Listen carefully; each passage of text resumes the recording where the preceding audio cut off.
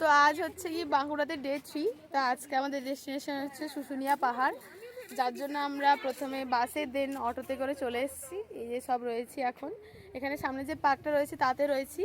তো এই পার্কটার নাম হচ্ছে মুরুদবাহা পার্ক, যেটা টিকিট প্রাইস 20 টাকা।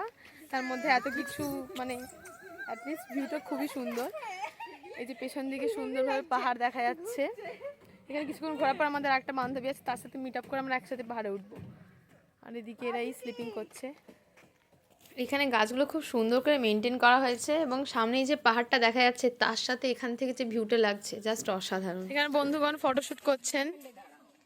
এখানে আমাদের সব জিনিসপত্র রয়েছে। সামনে রয়েছে একটা বাচ্চাদের স্লিপিং, কিন্তু এটা আমাদেরই কাছে লাগবে।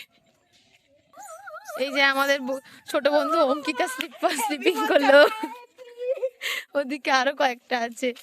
এখানে পৌঁছানোর জন্য আমরা বাঁকুড়া থেকে বাসে করে নামলাম ছাতনা বাইপাসে। দেন সেখান থেকে একটা টোটো করে নিয়ে 5 জন পার হেড 20 টাকা করে নামবো শুশুনিয়ার ঠিক গোড়ায়।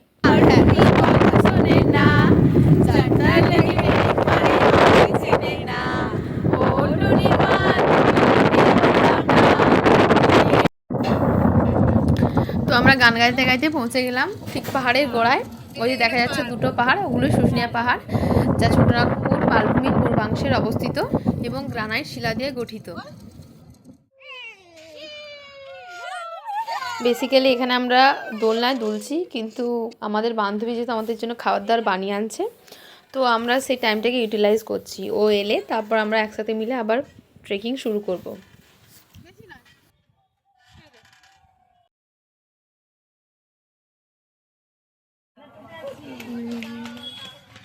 তো পার্ক থেকে বেরিয়ে এসে পাহাড় যাওয়ার রাস্তাতে দেখছি রয়েছে প্রচুর দোকান, আর মানে থরে থরে লোক চলেছে পাহাড়ের দিকে ট্রেকিংয়ের জন্য। অগত্যা আমরা এখানে অপেক্ষা করছিলাম বান্ধবী আসা, আর ততক্ষণ একটু মার্কেটিংও হচ্ছিল। এগুলো 500 আর এই ছোটগুলো 60 টাকা, উপরগুলো 80 টাকা। ও আচ্ছা আচ্ছা 80। হ্যাঁ রে। তো আমাদের বান্ধবী চলে এসছে খাবার দাবার নিয়ে আমাদের জন্য। অগত্যা দুজন মিলে ধরে ধরে সামনে অদিতি আর প্রীতিলতা ওটা নিয়ে যাচ্ছে। আর এখানে প্রচুর রকমের পাথরের কারুকার্য করা প্রচুর জিনিস পাওয়া যায়, আর লোকজন এখানে এসে নিয়েও যায়। বাট এখন আমরা কিনছি না, এখন শুধু দেখতে দেখতে যাচ্ছি, কারণ ট্রেকিং করলে সেই তো শুধু শুধু বয়ে নিয়ে যেতে হবে। তাই ফেরার সময় আমরা এগুলো নিয়ে যাবো। প্ল্যান করেন না?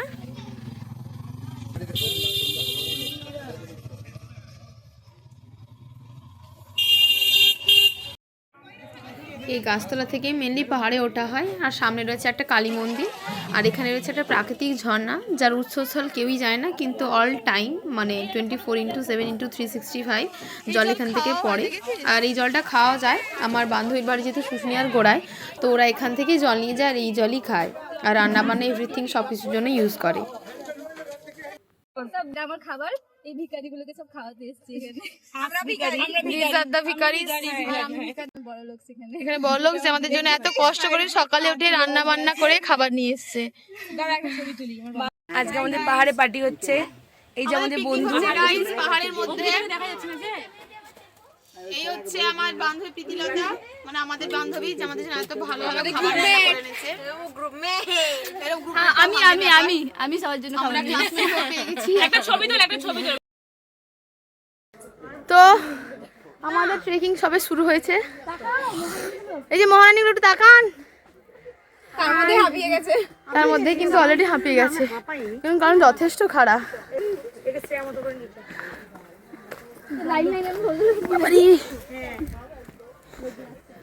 প্রচুর খাড়া। আর এরকম নয় যে রাস্তা আছে, পরের সাথে গেছিলাম বাট রাস্তা তৈরি ছিল, বাট এখানে পুরো পাহাড় পেরিয়ে যেতে হবে। অনেকে বলছে টোটাল নাকি রাস্তা 750 মিটার, প্রথম পাহাড়টা 350 মিটার, পরেরটা 400 মিটার, কিন্তু আমি সার্চ করে দেখেছিলাম 1.5 থেকে 2 কিলোমিটারের রাস্তা নাকি টোটাল। তো 1 ঘন্টা মতো লাগে, এবারে জানি না কোনটা সত্যি।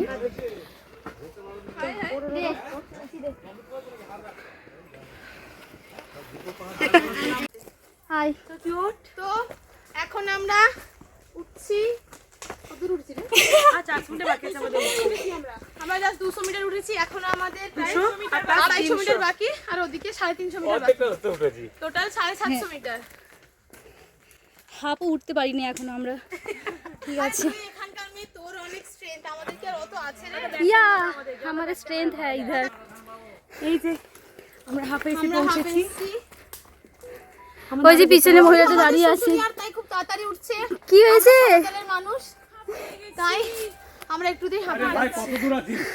আর বন্ধু আজকে আমাদেরকে আমি আজকে ট্যুর গাইড কিন্তু আমি ভুলভাল গাইড করছি। বন্ধু ভাত খেয়ে মিটে হাত খালি দিতে মোটা করে দিয়ে যাচ্ছে, উঠতে পারছে না, উঠে যাচ্ছে। তুই এখনো উঠছিস না? বন্ধু ভাত কম খেয়েছে। অঙ্কিতা অদিতি রয়ে গেছে নিচে, কারণ বেচারিটা উঠতে পারেনি, তার জন্য খারাপ লাগছে। তাই ওরা বলে যে ওই মিস দেব। High by.